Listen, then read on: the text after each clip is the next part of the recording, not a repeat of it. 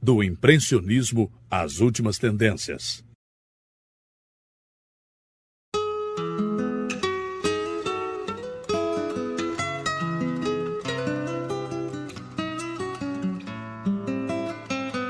Ao comparar uma obra impressionista com a maior parte das realizadas até então, inclusive as que são feitas nas academias das mesmas datas, possivelmente nos chame a atenção dois traços diferenciais.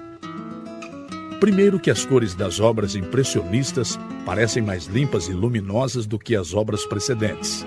E em segundo, que os desenhos e, em geral, o contorno das coisas aparecem de forma borrada, como se tivessem que ter sido sacrificados em nome do efeito imediato.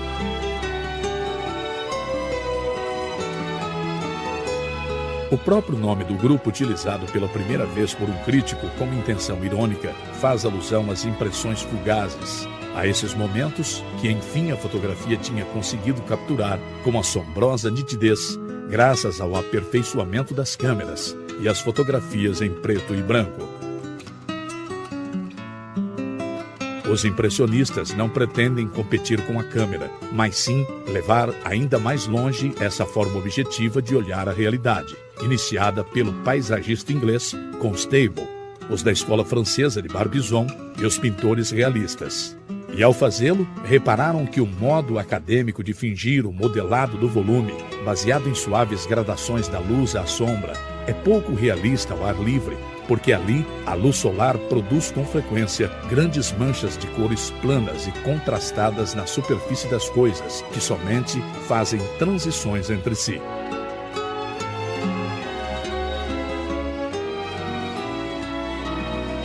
A maneira convencional de iluminar os objetos somente tem sentido, portanto, baixo condições de luz artificial. Monet, Renoir, Pissarro, Sisley e outros se entregarão à exposição do mundo sensível com o mesmo ímpeto que os de Barbizon, só que agora não voltarão aos maiores desafios, como a captação de efeito de luz, que somente duram alguns minutos, ou de atitudes corporais tomadas de modelos em movimento. Já que, para conseguir, estão dispostos a prorrogar todo o restante, incluindo a preferência do desenho ou o rigor da organização da competição. A pintura impressionista renova, além disso, o repertório dos temas, levando ainda mais longe o desprezo pela anedota pomposa que já caracterizou os pintores do realismo e ainda antes aos holandeses do século XVII.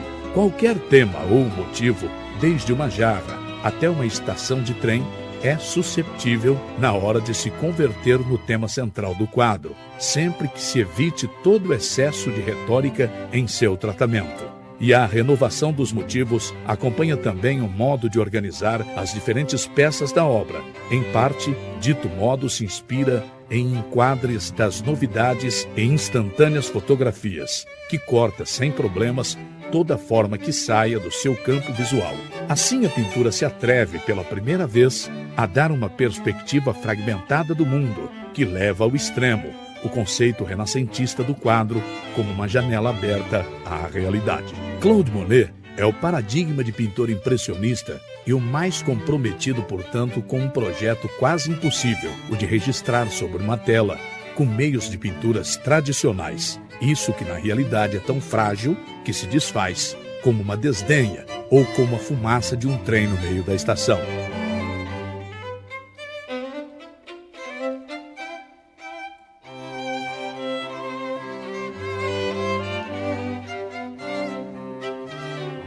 No jardim de sua casa de campo em Giverny, Monet deixa correr solta sua paixão pela botânica, tendo que transferir aos seus quadros as harmonias de cores que alcança como jardineiro, neste privilegiado microcosmos de beleza.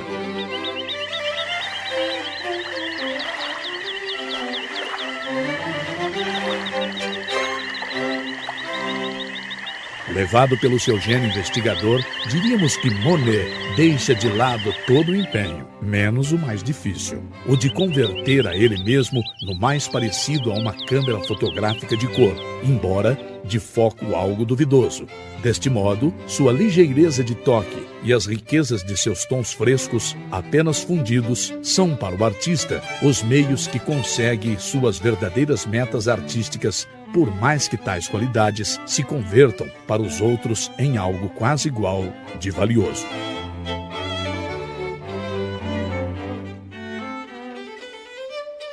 Na obra realizada desde seu isolamento em Giverny, sendo já um pintor reconhecido, a procura de Monet se faz mais radical, se deleitando já no abstrato puro.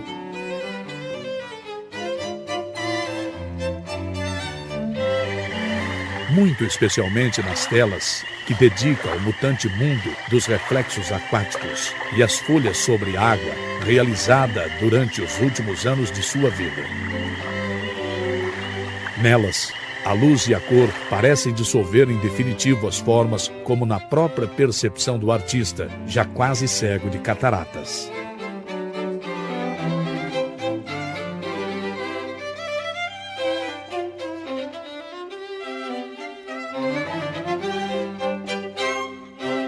Ainda mais preocupado que Renoir pelo desenho e a composição, Edgar Degas se aplica ao registro das poses típicas do corpo humano, quase com a mesma tenacidade que Monet ao que das mutantes condições da luz. Mas se diferencia dos seus companheiros de grupo porque foge da pintura ao ar livre, sendo muito mais grato ao seu espírito os interiores de luz artificial, especialmente quando toca em seus temas preferidos, como são as cenas de balé ou os nus de mulheres no banheiro. Nos seus melhores quadros e pastéis, Degas se inclina por uma ordem o mais audaz possível dos elementos que compõem a cena, sem renunciar por isso a conseguir o máximo equilíbrio de composição, de modo que essa audácia para se converter no verdadeiro motivo do quadro, ao mesmo tempo em que prevalece sobre esses valores como a esplêndida harmonia da cor ou a força do desenho.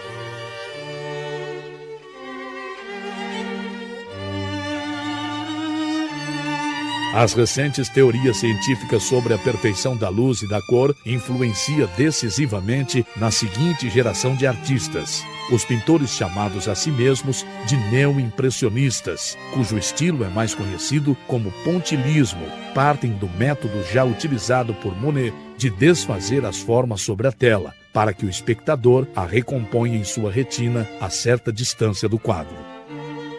Só que este exercício deixará de ser espontâneo na obra de artistas como Georges Seurat ou seu discípulo e principal propagador do movimento, Paul Signac.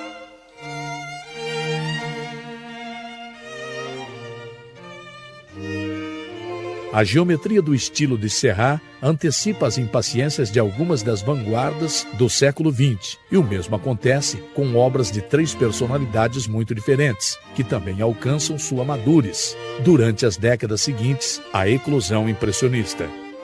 Talvez o principal traço em comum de Cézanne, Van Gogh e Gauguin é o modo titânico com que se consagram ao seu projeto artístico e vital, apesar da falta de reconhecimento que tiveram em vida.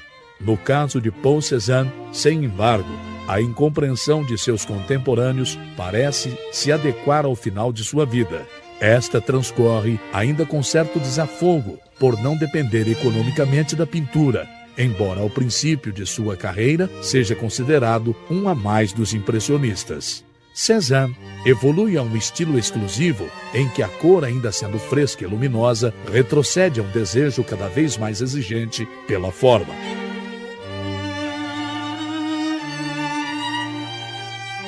O holandês Vincent van Gogh começa a pintar relativamente tarde, depois de diversas ocupações em Londres, Paris e outros lugares, a última como predicador no meio de Minas belgas.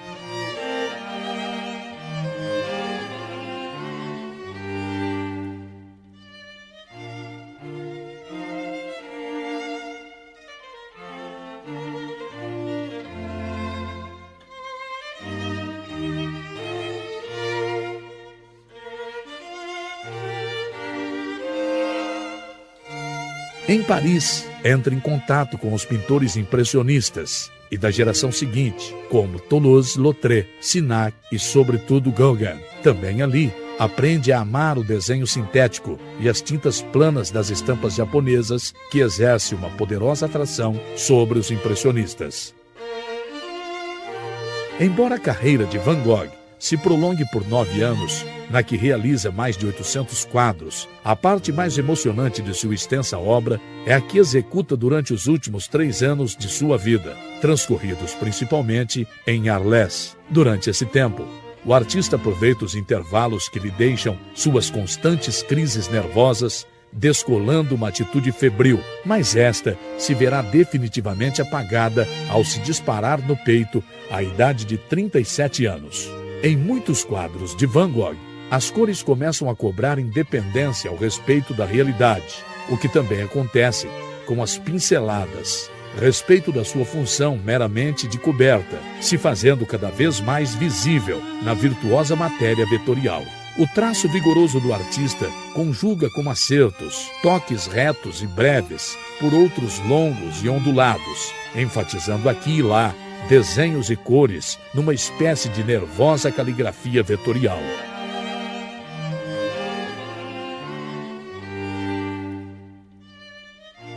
No Café Noturno, Van Gogh se recria na contemplação de uma cena cotidiana, utilizando sua técnica de pinceladas soltas, junto com a predominância das cores azul e amarelo, que tão presentes estiveram em toda a sua vida. O começo do século contribuía também com uma mudança de conceitos que enfeitaria não somente a arquitetura, como também a vida em geral, e como não, a arte. Homens como o francês Gustave Eiffel utilizou novos materiais para a construção de pontes e de obras tão significativas como a estrutura metálica que se sustenta a Estátua da Liberdade. Mas a obra mais simbológica desta nova era do ferro foi a Torre Eiffel. Em 1889, o engenheiro francês levantou sua imponente torre, uma assombrosa estrutura de 18.000 peças presas com 1 milhão de arrebites, com 10.000 toneladas de peso, a mais de 312 metros sobre o solo de Paris. O gosto pelas construções de ferro e o romantismo que os prendiam se estendeu rapidamente no mundo inteiro. Em Paris, a primeira igreja moderna construída foi a de São João Evangelista, levada em frente em 1884 e 1904 por um discípulo de Labroste, Antoine de Bandot, utilizando amplamente o ferro em construção, assim como motivos decorativos orientais. O gosto pelas construções de ferro e de cristal se estendeu com rapidez pelo mundo todo. A aplicação desses novos materiais levaria ao nascimento de um novo conceito da arte. Um estilo que teria ascensões muito diferentes em cada um dos países, mantendo um grande paralelismo, mas com notáveis diferenças. Assim, sua própria definição diferiu substancialmente de um lugar a outro. Enquanto que na França se denominou Art Nouveau, na Inglaterra, Mod Style. Recebia também o nome de Jugendstil, Grandstein, Secession, Secession Style, Liberty, Floreale ou Modernismo. A nova arte teve suas origens em Bruxelas, da mão do grupo Levain, e desde aí se estendeu por toda a Europa, sendo em Paris, onde encontraria seu lugar de maior expansão, como o edifício da Avenida Hef, de Jules Ramiraud, que obteve o prêmio de fachada na Vila de Paris em 1901.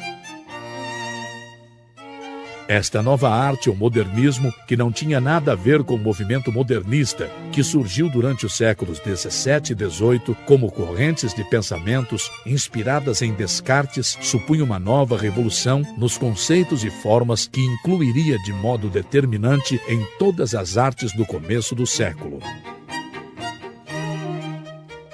Definiu-se como uma reação estética para conseguir uma atitude independente e livre, frente à industrialização emergente, também como uma ideia genérica baseada no simbolismo e a perfeição da aproximação à natureza, mas não tentando imitá-la, senão conseguindo formar parte da própria natureza. No bairro de Montmartre, artista como pintor Maurice Leroux recriam chaminés que suscitavam a lembrança de colossais guerreiros, telha, aranha e portas, combinando o cristal e o ferro.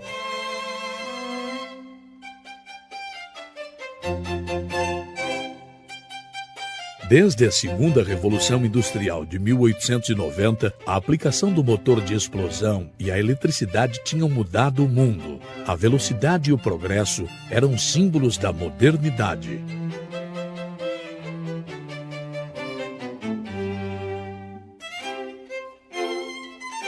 A Companhia do Metrô de Paris decidiu unir sua imagem ao da nova arte e encarregou a Hector Guimard o desenho de suas estações. Guimard esbanjou o engenho, criando umas estruturas em retorcidos galhos de ferro fundido, coroados com luzes de cores e guarda-sol com asas, de grande beleza.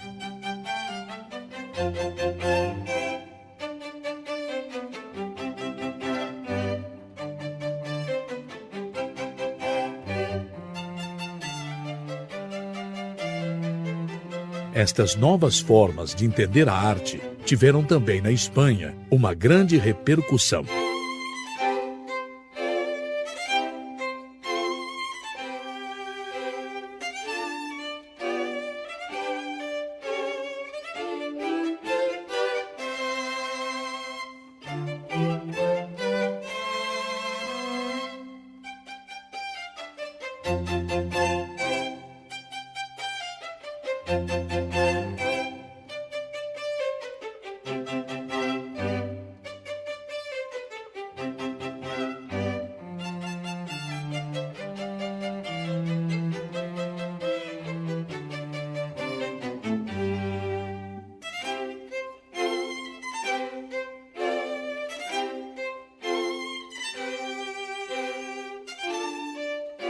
E da Catalunha surgiria um dos principais e mais prodigiosos gênios da nova arte. Os conceitos arquitetônicos de Antoni Gaudí deixam surpreendidos a todos que o conhecem.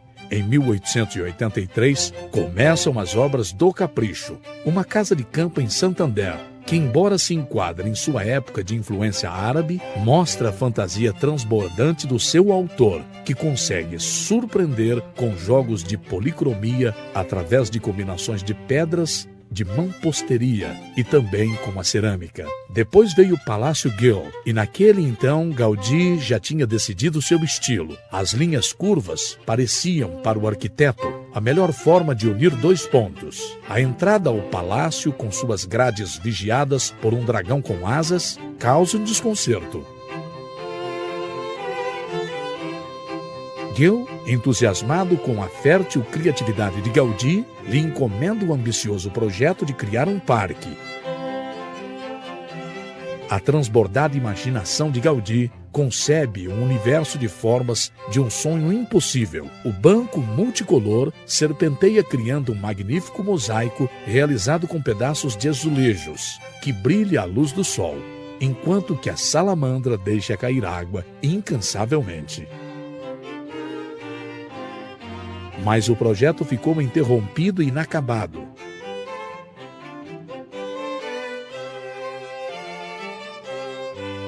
Em 1904, leva adiante a restauração da Casa Marteau, criando uma casa completamente nova e uma das obras cumes da nova arte em todo o mundo. A fachada parece sustentada pelas profundas patas de um animal, e os sinuosos perfis dos falcões parecem dotados de vida orgânica própria.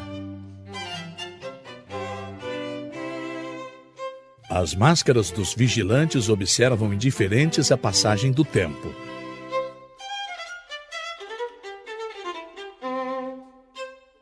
O telhado está conformado por telhas redondas em forma de cresta ou chapéu. O conceito de arquitetura vanguardista se converteu em uma realidade. Muito perto foi levada a cabo a construção da Casa Milá, um extraordinário edifício de linhas sinuosas, coroadas por chaminés que se parecem a capacetes de bravos guerreiros.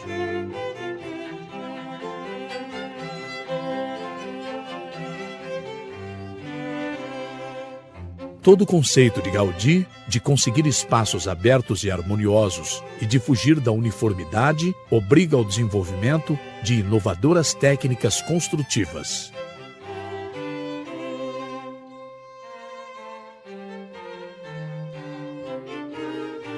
Desencantado da rejeição que despertavam suas obras, se refugiou na encomenda que seria a grande obra de sua vida e que jamais haveria terminada: a criação de um templo de estilo gótico, de uma grandeza sem par.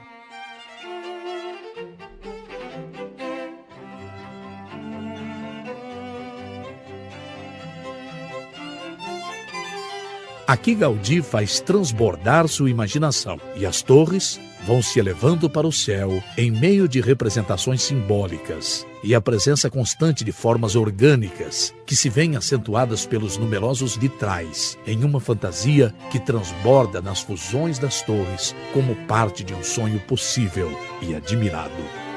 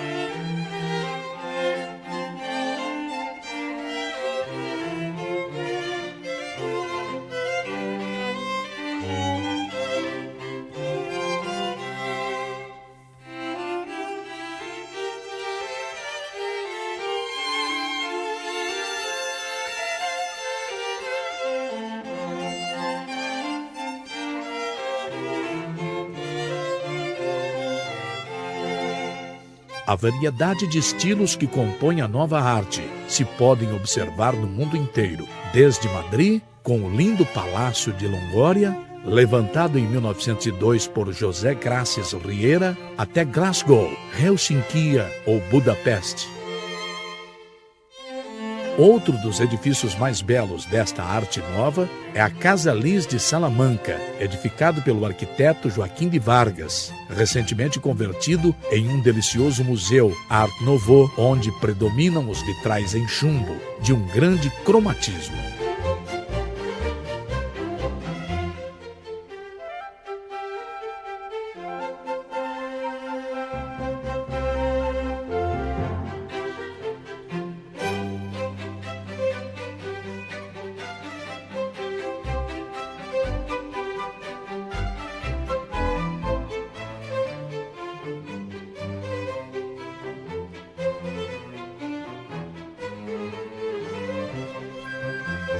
A renovação estética do modernismo também influencia na linguagem gráfica de artistas e desenhistas, que tendem a uma estilização da cor e, sobretudo, do desenho. Toulouse-Lautrec, discípulo de Degas, chega a superar a audácia do mestre na composição de lindas placas de circos e cabarés, cujo grafismo nervoso e incisivo terá uma ampla repercussão posterior. Como pintor, Toulouse-Lautrec acrescenta à força do seu desenho um grande instinto para a cor que lhe permite condensar em seus quadros toda a agitada atmosfera de Paris de La Belle Époque. Em seus quadros, se atualiza a mensagem estética da pintura pré-rafaelista inglesa e da tradição romântica em geral, mais adaptado à paleta clara do impressionismo e, sobretudo, à paixão decorativa do Art Nouveau. O pintor que melhor absorve a essência deste movimento é o austríaco Gustav Klein, autor de alegorias existenciais e retratos em que as figuras sempre femininas se misturam a um tapete decorativo de fascinante textura. Suas composições possuem um segredo para a feliz coexistência do mais leve e do mais denso, do decorativo e do simbólico,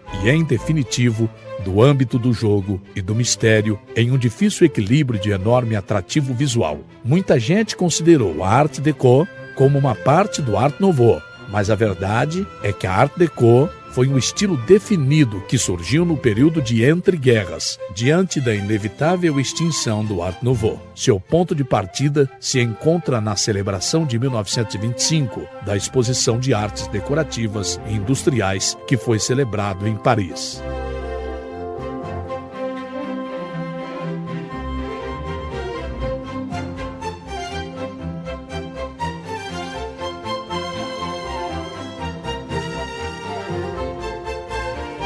O francês Émile Gallé, desde a cidade de Nancy, criava lâmpadas fascinantes de cristais decorados com esmaltes translúcidos, que permitiam extraordinários jogos de luzes.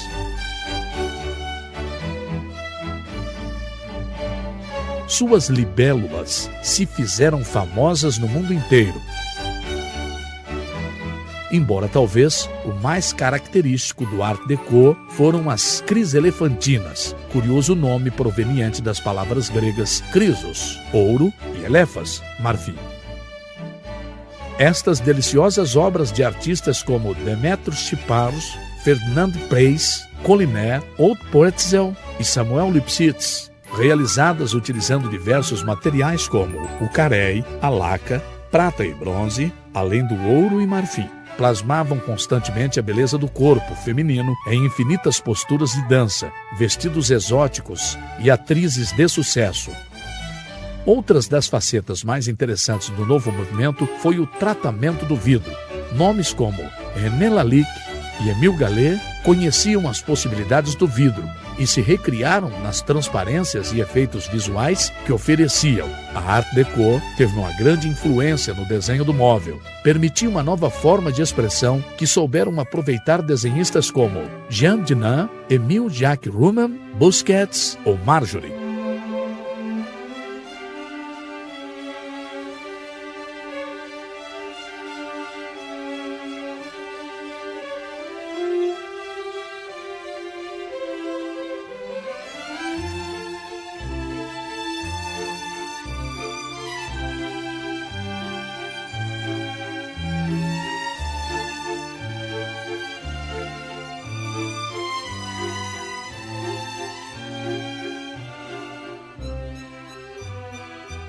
Como nunca tinha acontecido com o movimento artístico, a Art Deco tinha englobado todo tipo de objetos e materiais. Apesar de sua grande diversificação, existia em todos eles um estilo inconfundível, unificado.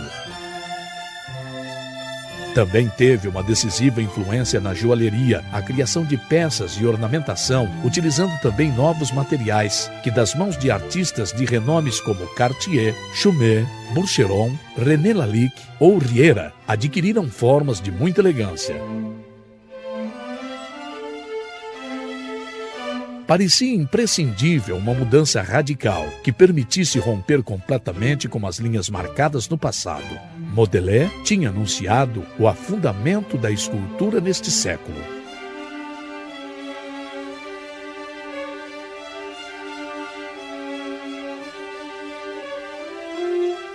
Enquanto que artistas como Saul Bagan, vindo da Rússia Oriental, se especializava na recriação de personagens orientais cavalgando sobre animais, Joachim Moreau, com todos seus irmãos, esculpiam multidões de bronze deliciosas, mas sujeitos a formas mais clássicas. Uma nova forma de expressão e composição começavam a abrir caminho.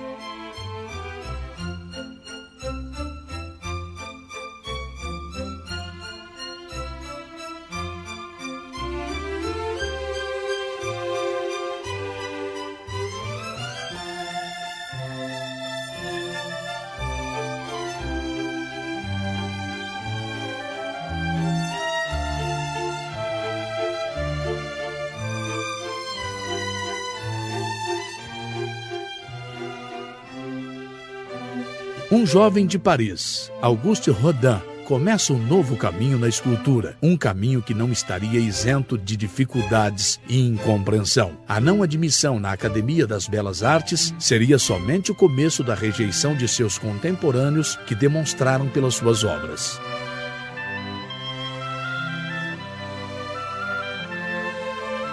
Apesar de tudo, Rodin estava predestinado a ser considerado, no futuro, o mais genuíno representante do impressionismo.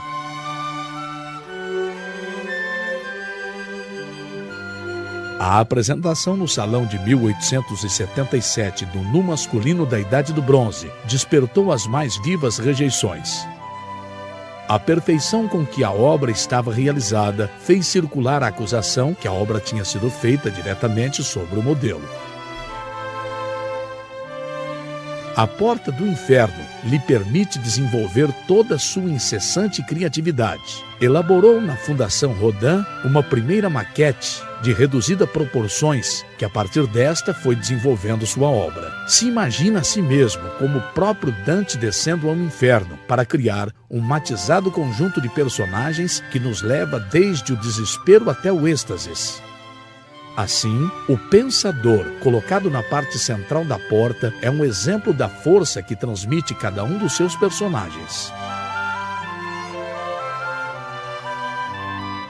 Outro dos elementos fundamentais da porta é o homem que cai, lutando desesperadamente para se unir ao montante, sabendo da inutilidade de seu empenho.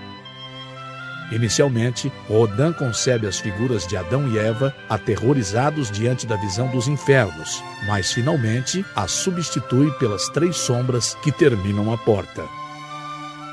Se a porta do inferno sobrecarrega o espectador pela sua terrível rudeza, o beijo possui um encanto e uma beleza que transcende ao bronze em que foram criados. Embora a obra de maior força e emotividade de Rodin foi outra que gerou uma maior controvérsia, o monumento Os Burgueses de Callier. Rodin plasma o exato momento em que os 6 burgueses mais notáveis, descalços e unidos por uma corda ao redor de seus pescoços, levam a chave da cidade vencida a Eduardo III.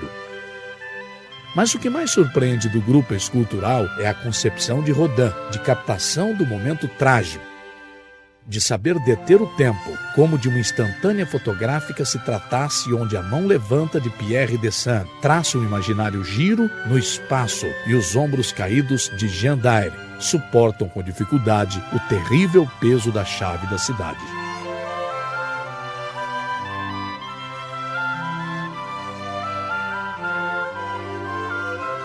Personagens em movimento constante, detidos no instante do tempo pela hábil mão do escultor, como a morte de Adonis, ou com as grandes harmonias conseguidas nas bênçãos. Grandiosos personagens como Balzac, cuja fealdade despertou uma grande rejeição em seu tempo.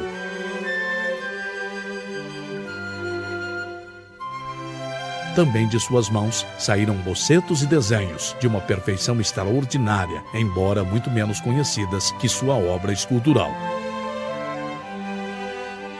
Depois da contribuição de Rodin à escultura, o conceito artístico fica muito mais flexível. O norueguês Gustav Vigeland, que tinha sido aluno de Rodin, monta no Parque Frogner de Oslo um monumento grupo escultural com matizados corpos nus, que conformam uma notável obra que se descarta do que se pensou no momento.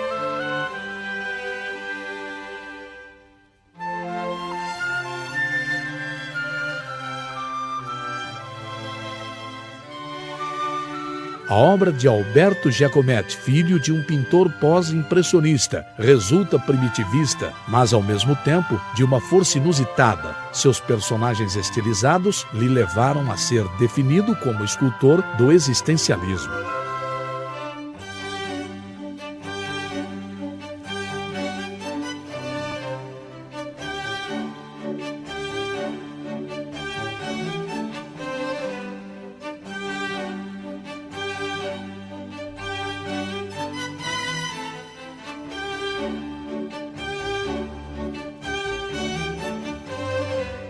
A liberdade crescente no tratamento das ideias esculturais avançava cada vez mais a um simbolismo surrealista que desencadeou uma inusitada perfeição das formas. A isto contribuiu de forma decisiva o aporte de grandes pintores.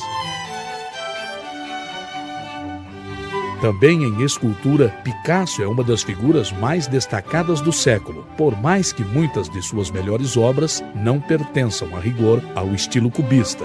O Homem do Cordeiro, por exemplo, realizado por Picasso em 1944, comove pela sua falta de sofisticação na forma, quase nas antípodas do cubismo. Quem sabe seja esta simplicidade de concepção a que faça transbordar a obra de sinceridade e potencializa, além disso, a força típica do motivo, levando a este bom pastor o símbolo universal. A irracionalidade completa argumentada por Dalí se fazia realidade. O gênio anunciava a chegada da idade da imaginação.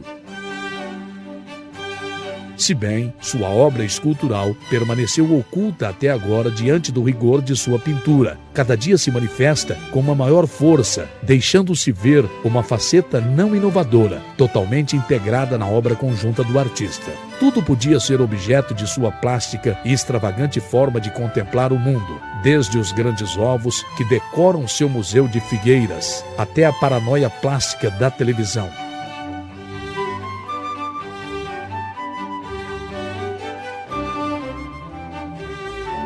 Suas formas de bronze, de homens tentando desesperadamente se libertarem do tempo e do espaço.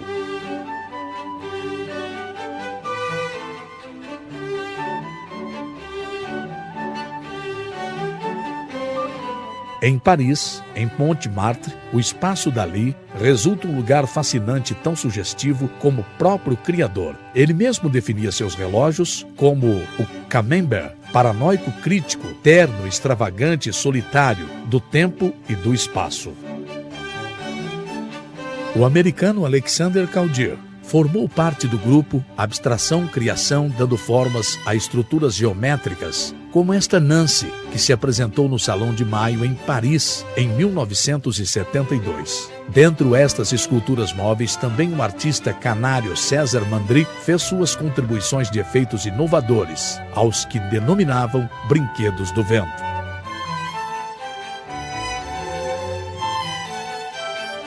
A escultura do século XX se caracterizou pela tremenda diversidade de formas e estilos realizados por cada artista. Embora podemos encontrar nexos de união entre cada uma dessas formas de expressão, a arte escultural de nosso tempo se propaga pelas ruas de nossas cidades, procurando as formas mais heterogêneas.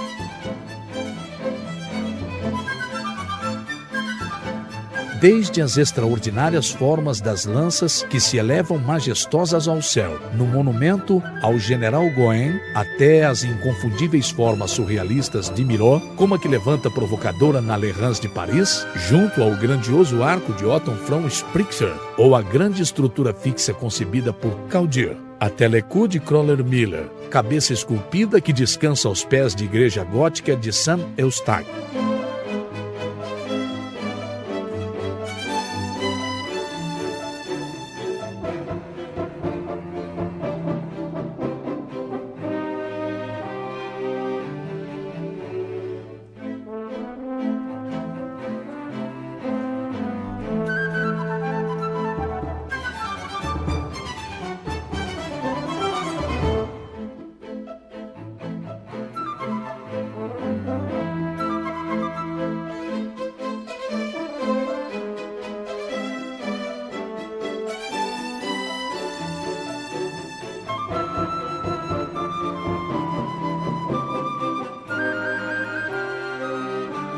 Obras como Mer Bourgeois, de Miró, e Outro Lado do Muro, de Rubianes, Sirena Barad, obra de Tirard, e tantas outras que se admiram nas ruas do mundo inteiro.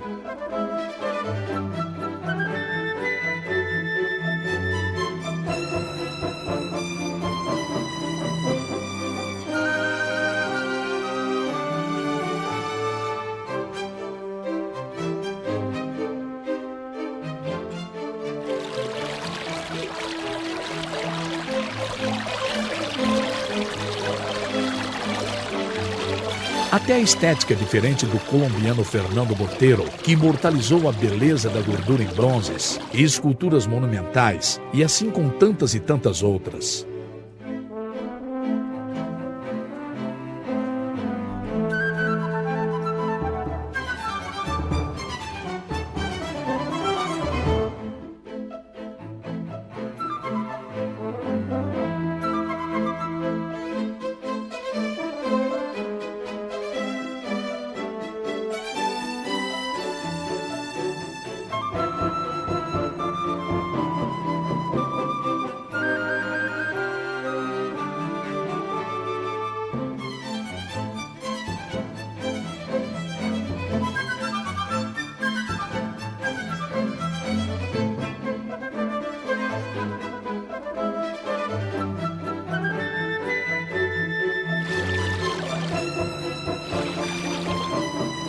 Mas além da extravagância, as figuras aquáticas da Praça Igor Stravinsky de Paris, criada por Nicky Saint-Phale e Jean Tinguely, todo um mundo fascinante que pode produzir no espectador a maior atenção.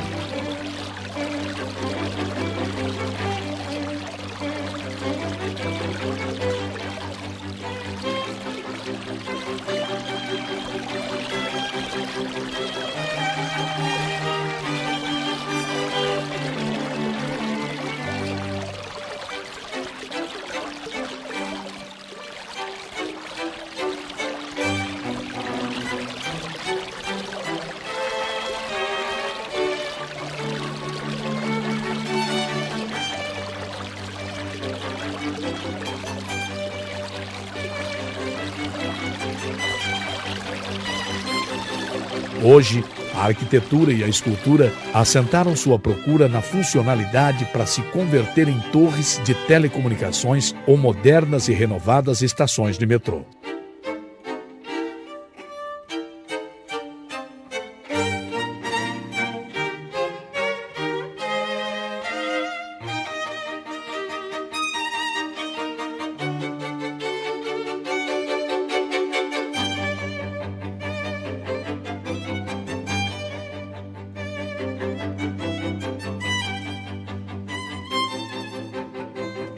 Se tivéssemos que definir com um só nome a palavra artista, poderíamos chamá-la como o nome de Picasso. Nenhuma das artes eram suficiente para conter sua ânsia criadora. A pintura, a escultura, a poesia, os gravados, inclusive a cerâmica, eram os meios do qual se servia para se expressar.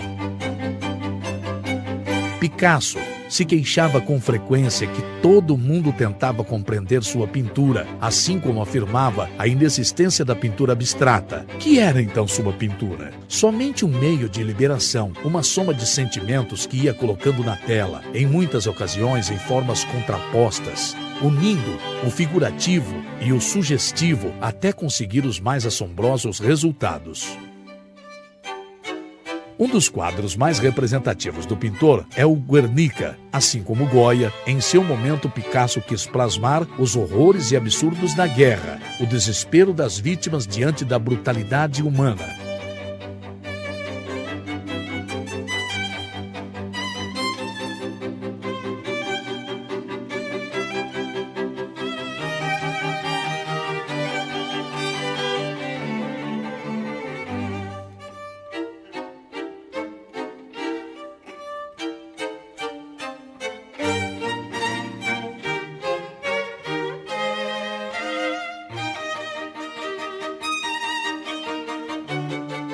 Mestre do cubismo analítico e do cubismo sintético, a decomposição em fragmentos de Sua Mulher Acordada Sentada, pintada em 1939, é um dos mais claros exemplos que sintetizam a obra do artista.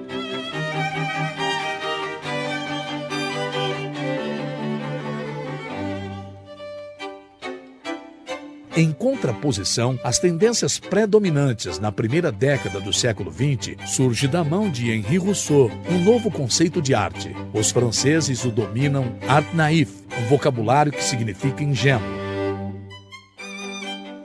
Mas a força descritiva desta nova corrente, com seu intencionado primitivismo, não pode passar desapercebida. para seus contemporâneos. Homens como Apollinaire, Miguel Pudet e o próprio Picasso ficam fascinados diante da expressividade e espontaneidade desse novo movimento, embora não duvidem em classificá-lo como contra-impressionista. Esta corrente oferece aos artistas oportunidades de se expressar com a utilização de vários elementos: pinturas, obras sobre papel, madeiras, obras têxteis e obras sobre vidros. Em Paris, Max Cornet cria no Alcetil do Museu de Arte Naif, com as doações realizadas pelos próprios artistas, se comprometendo a não vendê-las no futuro.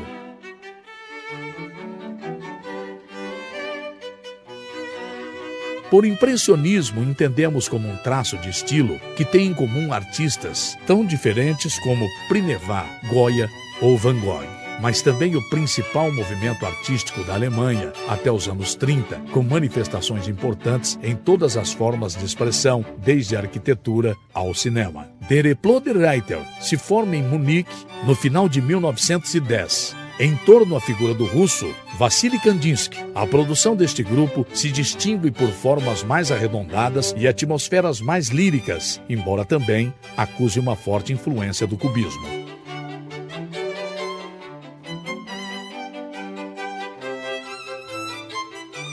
Segundo palavras de Salvador Dalí, os povos sentem a necessidade de destruir os laços intelectuais com o passado. Ao mesmo tempo, isto significa uma mudança, às vezes uma revolução. Dalí supôs para a arte as duas coisas.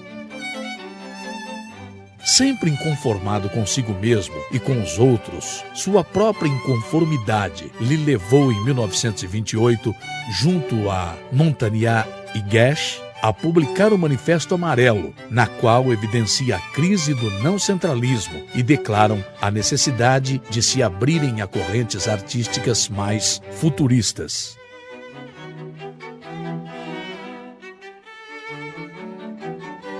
Dalí se dizia defensor da independência da imaginação e do direito do homem em sua própria loucura. Vivemos na era da telegrafia sem linhas. Nós anunciamos também a idade da imaginação sem linhas.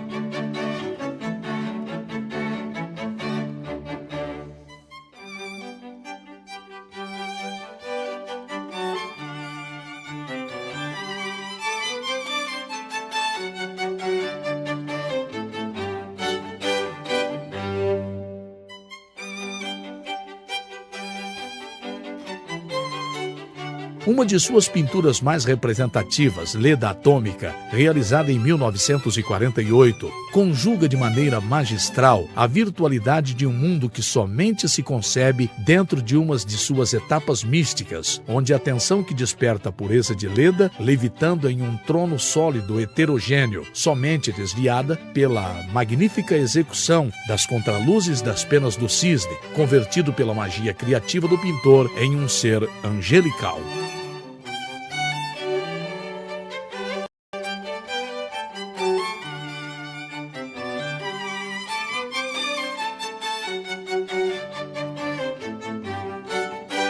Representativa de sua época mais surrealista e pintada em 1935, Singularidades brinca com as impressões, levando-nos a um mundo irracional e espectral, onde a escuridão da noite se acende como um manto preto sobre o chocante mundo interior do pintor, onde o tempo volta a se derreter, escapando no meio de suas próprias pinceladas.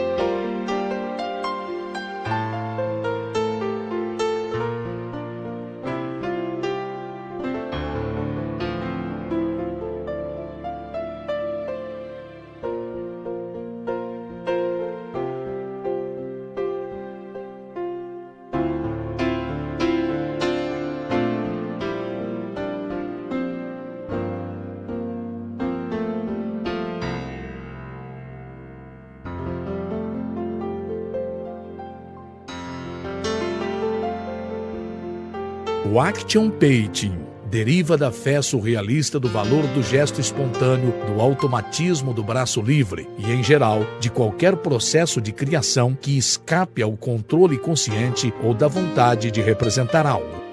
A nova pintura deve se executar, portanto, com rapidez e sem preparação nenhuma, para que o resultado documente com veracidade o transcurso de um momento do transporte criador.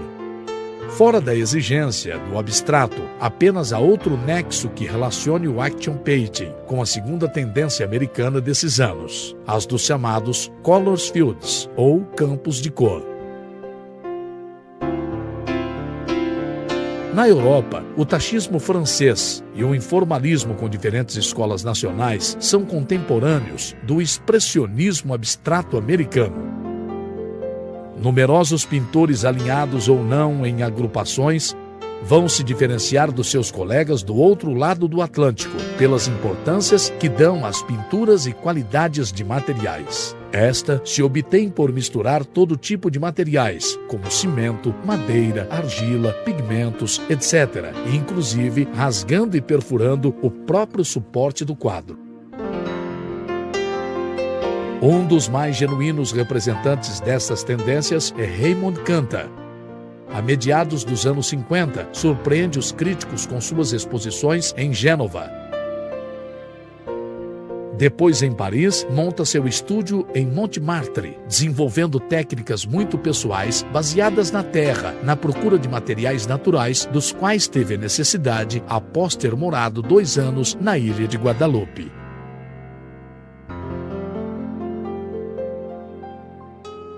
Isto o iniciou na procura de materiais novos e diferentes, incorporando o uso de tonalidades criadas por meio de carvão, raízes de árvores ou qualquer objeto que lhe permita transmitir sensações e sentimentos em suas obras.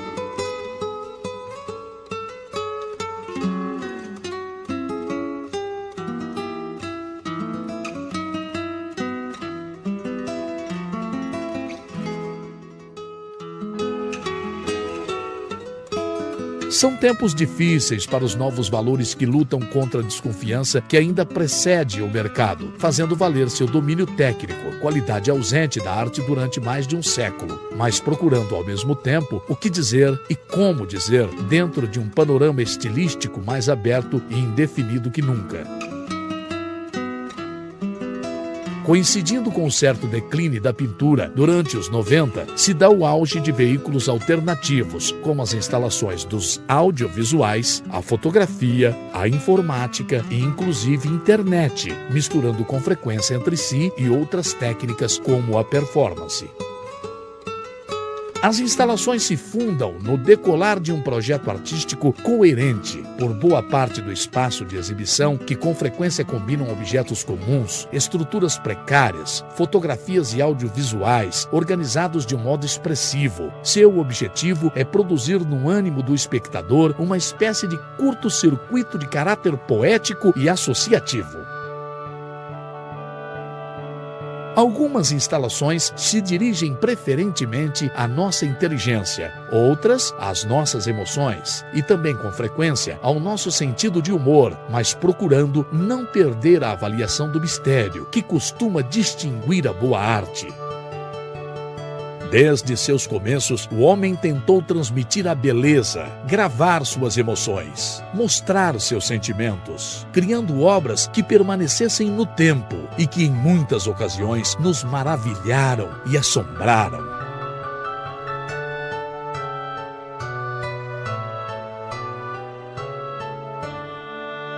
Ao longo do tempo, compreendemos que a arte foi mudando, evoluindo, à medida que o homem mudava e evoluía. Mas talvez a arte sempre foi à frente de nossa própria evolução, nos abrindo caminhos que jamais teríamos podido imaginar.